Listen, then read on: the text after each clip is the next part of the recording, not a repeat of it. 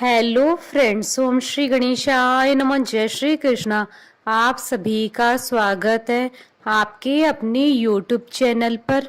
Friends, आज हम आपको इस वीडियो में बताने जा रहे हैं ज्येष्ठ मास की कृष्ण पक्ष की अपरा एकादशी का व्रत इस बार किस दिन करना है। अपरा एकादशी व्रत की पौराणिक व्रत कथा, पूजा विधि, महत्व और उपाय के बारे में। फ्रेंड्स, वीडियो शुरू करने से पहले आपसे रिक्वेस्ट है, अगर आप हमारे चैनल पर नए हैं और आपने अभी तक चैनल को सब्सक्राइब नहीं किया है तो प्लीज सब्सक्राइब कीजिएगा चैनल को, साथ ही प्रेस कीजिएगा बेल आइकन को, जिससे नए वीडियो से रिलेटेड नोटिफिकेशन आपको तुरंत प्राप्त हो सके। और वीडियो पसंद आने पर वीडियो को लाइक और शेयर जरूर कीजिएगा ताकि सभी भक्तों को इस वीडियो का लाभ प्राप्त हो सके। और कमेंट बॉक्स में जय श्री कृष्णा जरूर लिखिएगा। हिंदू धर्म में अपरा एकादशी का विशेष महत्व माना गया है।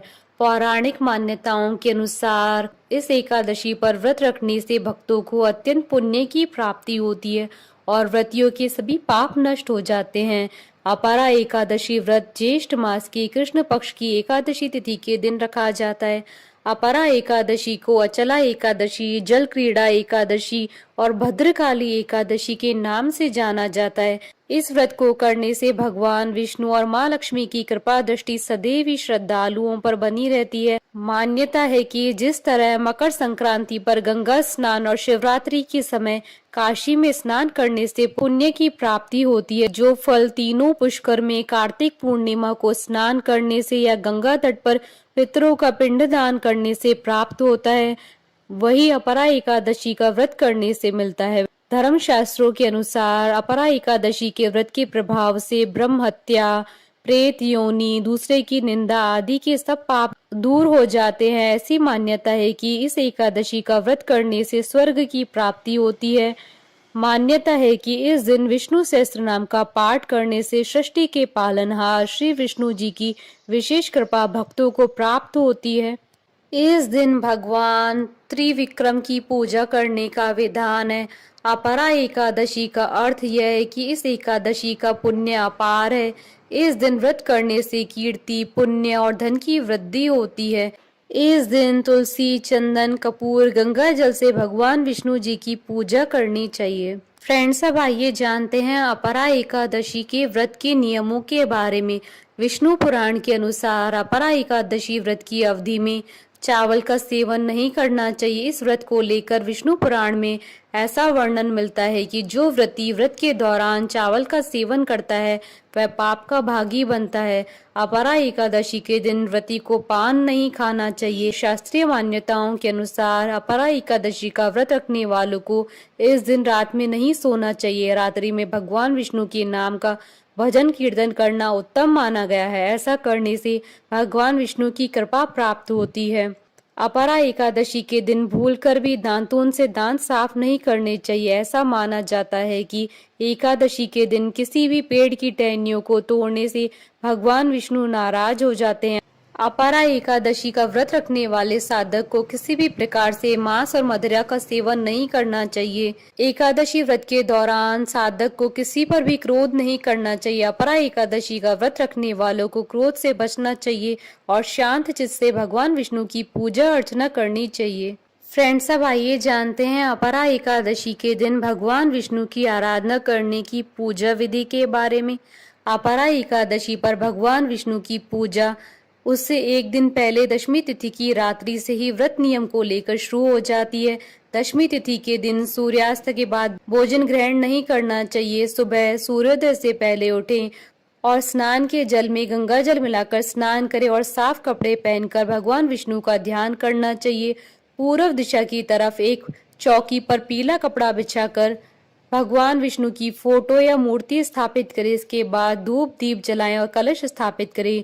भगवान विष्णु को अपने सामर्थ्य के अनुसार फल, फूल, पान, सुपारी, नारियल आदि अर्पण करें। विष्णु जी की पूजा करते वक्त तुलसी के पत्ते भी अर्पण करें और स्वयं भी पीले आसन पर बैठें।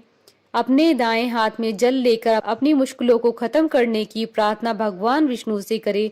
पूरा दिन निराहार रहकर शाम के समय अपरा एकादशी व्रत की कथा सुने और उसके बाद फलाहार करें। शाम के समय भगवान विष्णु की प्रतिमा के सामने एक गाय के घी का दीपक जलाएं। अब रात के समय सोना नहीं चाहिए, भगवान का भजन कीर्तन करते रहना चाहिए। अगले दिन पारण के समय किसी ब्राह्मण या गरीब को यथाशक्ति भोजन करवाएं और दान दक्षिणा देकर विदा करें। इसके बाद आप भी अन्न और जल ग्रहण करके व्रत का पारण करें। फ्रेंड्स, अब आइए जानते हैं अपरा एकादशी के दिन किए जाने वाले उपायों के बारे में। अपरा एकादशी पर सूर्योदय से पहले उठे और साफ हल्के पीले रंग के कपड़े पहने, 11 पीले जनेऊ और 11 ही केले लें। अब तुलसी की माला से पीले आसन पर बैठकर ओम नमो भगवते वासुदेवाय मंत्र की 3 या 5 माला का जाप करें।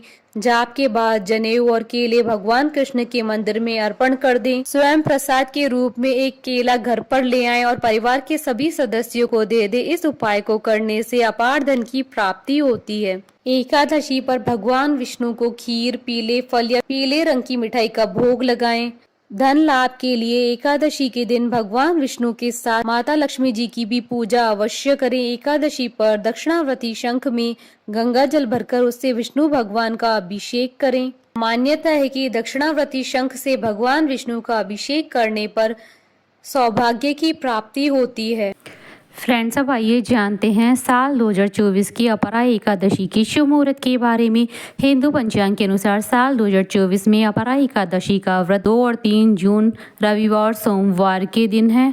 2 जून 2024 को अपरा एकादशी स्मार्त व्रत है जिसे गृहस्थ लोग रखते हैं। 3 जून 2024 सोमवार के दिन अपरा एकादशी वैष्णव व्रत है।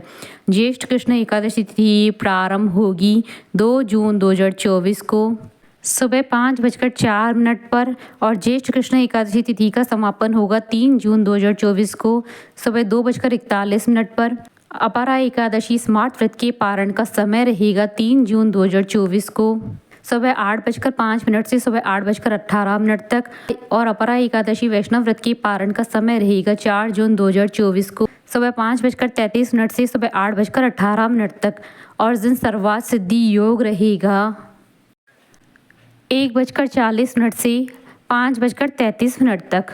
फ्रेंड्स, अब ये प्रारंभ करें अपरा एकादशी व्रत की पौराणिक कथा। अर्जुन ने कहा, हे प्रभु, ज्येष्ठ मास की कृष्ण पक्ष की एकादशी का क्या नाम है तथा उसका महात्म्य क्या है? इसमें किस देवता का पूजन किया जाता है तथा इस व्रत को करने का क्या विधान है? कृपा कर यह सब मुझे विस्तार पूर्वक बताइए। श्री कृष्ण ने कहा, हे अर्जुन, ज्येष्ठ मास की कृष्ण पक्ष की एकादशी का नाम अपरा है क्योंकि ये अपार धन और पुण्यों को देने वाली है तथा समस्त पापों का नाश करने वाली है।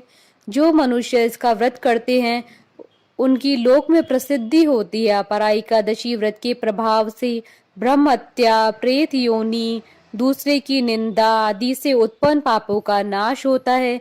इतना ही नहीं, स्त्री गमन, झूठी गवाही, असत्य भाषण, झूठा वेद पढ़ना, झूठा शास्त्र बनाना, ज्योतिषियों द्वारा किसी को भरमाना, झूठा वेद्य बनकर लोगों को ठगना आदि भयंकर पाप भी अपरा एकादशी व्रत के प्रभाव से नष्ट हो जाते हैं। युद्ध क्षेत्र से भागे हुए क्षत्रिय को नरक की प्राप्ति होती है, किंतु अपरा एकादशी का व्रत करने से उसे भी स्वर्ग की प्राप्ति हो जाती है।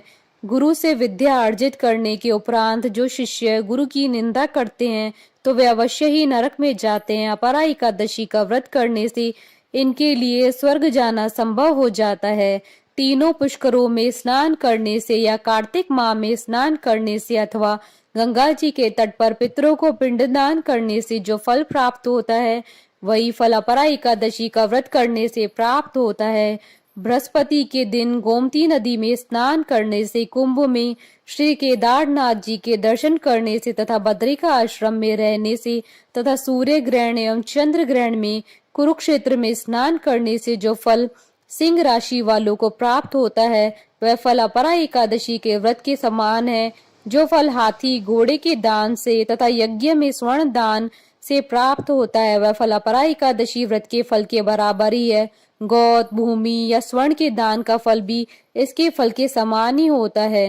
पाप रूपी वृक्षों को काटने के लिए व्रत को लाड़ी के समान है तथा पाप रूपी अंधकार के लिए सूर्य के समान है। अतः मनुष्य को इस एकादशी व्रत को अवश्य करना चाहिए। यह व्रत सब व्रतों में उत्तम है। अपरा एकादशी के दिन श्रद्धा पूर्वक भगवान श्री विष्णु का पूजन करना चाहिए, जिससे अंत में विष्णु लोक की प्राप्ति हो। भगवान श्री कृष्ण कहते हैं, हे अर्जुन, अब मैं आपको अपरा एकादशी व्रत की कथा कहता हूँ, ध्यान पूर्वक सुनिए। इसकी प्रचलित कथा के अनुसार प्राचीन काल में महिध्वज नामक एक धर्मात्मा राजा था। उसका छोटा भाई वज्रध्वज बड़ा ही क्रूर, अधर्मी तथा अन्यायी था। वह अपने बड़े भाई से द्वेष रखता था। उस पापी ने एक दिन रात्रि में अपने बड़े भाई की हत्या करके उसकी देह को एक जंगली पेड़ के नीचे गाड़ दिया। इस अकाल मृत्यु से राजा प्रेत आत्मा के रूप में उसी पीपल पर रहने लगा और अनेक उत्पात करने लगा। एक दिन अचानक धौम्य नामक ऋषि उधर से गुजरे। उन्होंने प्रेत को देखा और तपोबल से उसके अतीत को जान लिया। अपने तपोबल से प्रेत उत्पात का कारण समझा। ऋषि ने प्रसन्न होकर उस प्रेत को पीपल के पेड़ से उतारा तथा परलोक विद्या का उपदेश दिया।